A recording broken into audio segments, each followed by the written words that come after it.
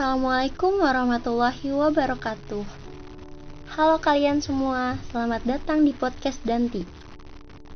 Di sini saya akan menceritakan kisah singkat hidup saya dari kecil hingga saat ini. Perkenalkan, nama lengkap saya yaitu Radhika Ramadanti. Kamu bisa memanggil saya Danti. Saya lahir pada tanggal 1 November 2004 di salah satu kota yang menjadi kota industri terbesar di Asia Tenggara, yakni kota Cikarang. Saya merupakan anak pertama dari 2 bersaudara. Adik saya perempuan, ia bernama Salika Khairunisa. Saya sangat bangga mempunyai kedua orang tua yang sangat menyayangi saya dan sangat perhatian kepada saya. Saya juga sangat bersyukur karena saya dilahirkan di keluarga yang hangat dan harmonis. Selama hidup, saya merasakan keharmonisan di keluarga saya, tentunya dengan anggota keluarga yang sangat menyenangkan pula. Dan saat saya berumur 5 tahun, saya pun masuk Taman Pengajian Anak-anak, atau kalian bisa sebut TPA. Di pengajian, saya pun terkenal sebagai siswa yang sangat aktif dan memiliki teman yang sangat banyak. Tak hanya itu, di usia saya yang terbilang masih kecil, saya mampu membaca kitab gundul dan mempelajari ilmu tajwid, fikih, serta tauhid. Saya sangat bersyukur karena di usia saya yang masih seumur itu, saya diberikan pemikiran yang lancar dan cerdas. Bukannya ingin pamer, tapi banyak yang bilang kalau saya merupakan anak yang berprestasi di usia yang masih kecil. Dan di tahun berikutnya, di saat saya menginjak umur ke-6 tahun, saya pun masuk sekolah dasar. Sekolah saya bernama SD Negeri Kalijaya 01. Di saat saya kelas 1, saya senang karena memiliki teman yang baik. Walaupun masih di kelas 1, ibu saya menanamkan kepada saya bahwa berprestasi di sekolah itu sangat penting.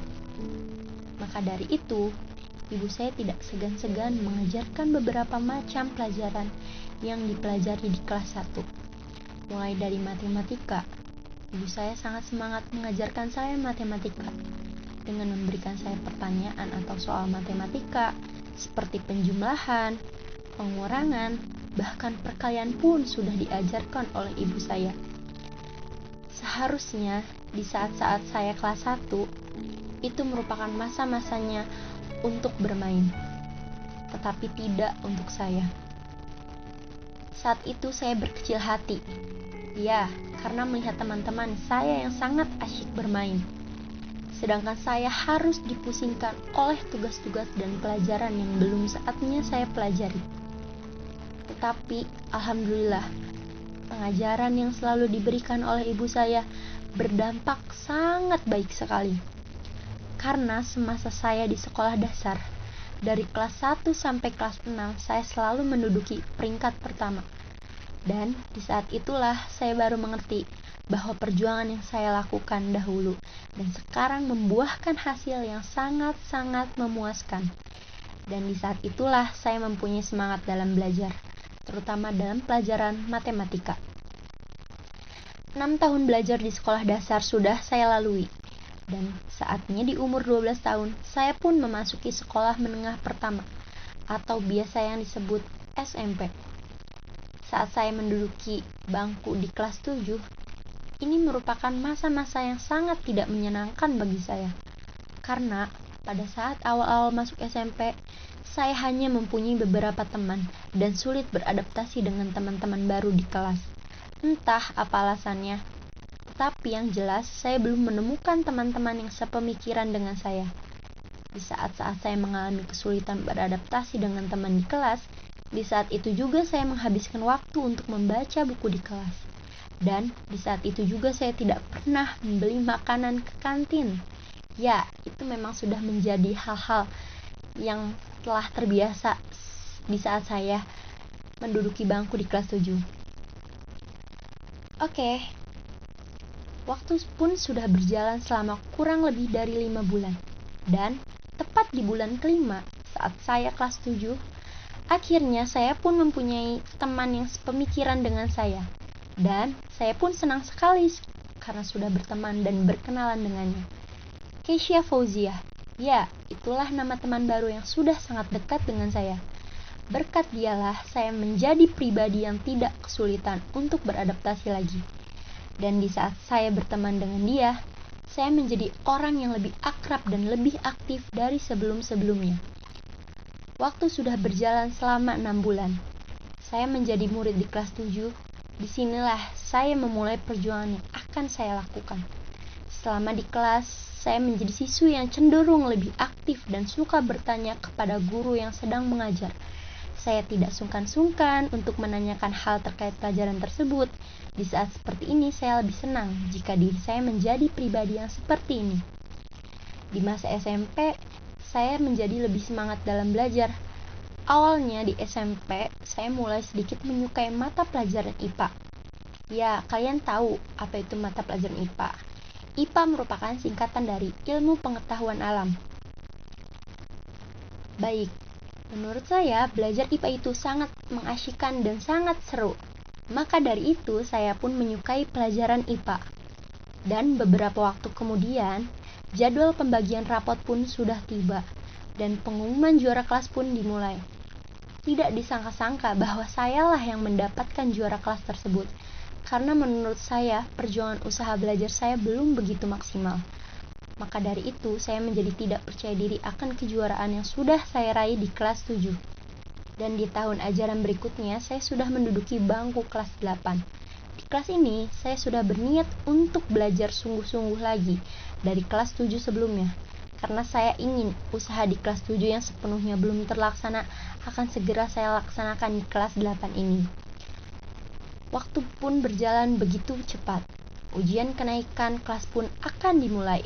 Saya pun disibukkan dengan kegiatan belajar dan menghafal serta mengumpulkan materi yang akan saya pelajari nantinya. Sama dengan di kelas 7 sebelumnya, di kelas 8 ini pun saya masih menduduki juara kelas lagi. Dan di saat inilah saya sangat bersyukur bahwa perjuangan saya yang kemarin tidak sia-sia. Dan waktu berjalan sangat cepat, dan sekarang saya sudah menduduki bangku kelas 9. Begitupun di kelas 9, sama halnya dengan di kelas-kelas sebelumnya. Apalagi di kelas 9 ini, saya akan benar-benar belajar untuk persiapan ujian nasional yang akan dihadapi beberapa bulan lagi. Dan saya pun dengan cepat mengumpulkan beberapa materi dari kelas 7 dan 8 yang nantinya akan saya pelajari dan tentunya akan saya referensikan untuk persiapan ujian nasional. Beberapa waktu kemudian, hasil skip nilai ujian nasional akan dibagikan. Dan ternyata hasilnya sesuai harapan saya. Nilai saya sangat tidak memuaskan. Dan akhirnya pun saya sudah sangat putus asa melihat nilai yang pastinya nanti tidak akan lolos di seleksi siswa yang akan masuk ke sekolah SMA negeri yang favorit. Ya, tujuan saya adalah SMA negeri favorit. Tetapi tidak menyerah begitu saja. Saya pun dengan sikap percaya diri mendaftarkan diri saya dengan nilai yang pas-pasan ke sekolah favorit yang saya inginkan. Beberapa hari kemudian, pengumuman penerimaan siswa-siswi yang masuk ke sekolah favorit itu diumumkan. Lalu saya bergegas menuju ke sekolah SMA favorit itu. Dan ternyata kekecewaan itu datang 2 kali kepada saya. Ya, saya tidak diterima di sekolah favorit itu. Akhirnya saya kembali berputus asa. Seakan kehilangan arah untuk hidup. Saya tidak tahu saat itu keadaan saya sudah seperti apa. Saya benar-benar kecewa dengan semua ujian yang datang bertubi-tubi menghampiri. Beberapa waktu kemudian, akhirnya saya pun bangkit dari segala keterpurukan. Ya, saya bergegas untuk mencari sekolah yang masih memiliki kuota kosong. Dan ya, saya menemukannya. SMA Negeri 1 Karangbahagia. Ya, itulah sekolah yang saya temukan. Sekolah yang menurut saya berjarak jauh dari rumah saya karena melewati hampir 2 kecamatan. Tak apalah, tujuan saya sekarang adalah bersekolah di sekolah yang negeri. Disinilah saya menjadi siswa baru lagi di jenjang sekolah menengah atas atau yang biasa disebut SMA. Di awal-awal kelas 10, saya merasa sangat asing dengan lingkungan sekitar baik teman maupun sekolahnya. Padahal sekolah saya ini terbilang sekolah yang sangat rapi dan bersih. Dan beberapa waktu kemudian, ternyata sekolah SMA saya sekarang akan melaksanakan seleksi calon pasukan pengibar bendera pusaka tingkat kecamatan. Dan saya pun mengikuti seleksi Capaska tersebut. Saya juga tak menyangka pada akhirnya saya lolos seleksi Capaska tersebut. Senang tidak senang, saya mengikuti latihan pengibaran bendera. Lelah, letih, haus, berwajah hitam legam bahkan. Dispensasi untuk latihan pun saya lakukan. Sudah saya lalui semua, tapi lama-kelamaan saya pun nyaman dengan keadaan seperti ini. Beberapa minggu sudah saya lalui dan saya padatkan dengan latihan pengibaran. Dan pada akhirnya, pengibaran bendera pun telah dilaksanakan. Hari-hari berlalu dan saya pun sudah melakukan aktivitas seperti biasanya. Kelas 10, ya, di mana kelas yang hanya saya habiskan selama kurang lebih 9 bulan. Dan di mana ada waktu yang tidak diduga-duga, di bulan Maret tahun 2020, sebuah berita dan bencana dikabarkan di seluruh program televisi Indonesia bahwa sudah terjadi wabah coronavirus disease atau yang biasa kita sebut COVID-19. Ya, itulah sebuah wabah yang sangat menggemparkan seluruh dunia. Karena wabah virus ini tidak hanya melanda di Indonesia saja, bahkan negara yang ada di seluruh penjuru dunia pun terkena wabah virus ini. Mal-mal ditutup, pusat perbelanjaan ditutup, swalayan ditutup, masjid ditutup, dan bahkan sekolah pun ditutup. Karena wabah ini sangat membahayakan, maka pemerintah memutuskan bahwa para pelajar untuk melakukan pembelajaran dari rumah. Dari itulah semua keadaan sudah berbeda. Tidak seperti biasanya, semua orang diwajibkan untuk memakai masker dan mematuhi protokol kesehatan yang lainnya. Sejak keadaan seperti itulah, kita sebagai pelajar yang hampir selama 2 tahun sudah dipusingkan dengan tugas-tugas daring. Banyak dampak yang diakibatkan dari adanya pembelajaran jarak jauh atau yang kita kenal sebagai daring. Dampak-dampak yang diakibatkan ada yang berdampak positif dan negatif. Dan dampak positif diantaranya yakni kita jadi dapat mengelola waktu dan memiliki waktu yang lebih banyak jika belajar di rumah, dan juga kita tidak perlu repot-repot untuk berangkat ke sekolah. Jadi kita dapat meluangkan waktu untuk berinteraksi dan mengobrol dengan anggota keluarga di rumah. Dan ada pun dampak negatif diantaranya yaitu kita menjadi tidak mengerti terhadap materi yang disampaikan secara daring. Kita terlalu lelah karena banyaknya tugas yang diberikan oleh guru, dan juga kita seringkali terkendala jaringan saat pengiriman tugas, terlebih lagi saat kegiatan virtual meeting. Tetapi entah kenapa, saya justru lebih senang dan nyaman dengan daring seperti ini. Ya, mungkin karena sudah terlalu sering berada di rumah dan sudah terbiasa dengan keadaan seperti ini. Entah mengapa justru daring bisa membuat saya nyaman seperti ini. Oke, baik. Terima kasih yang sudah mendengarkan podcast saya kali ini.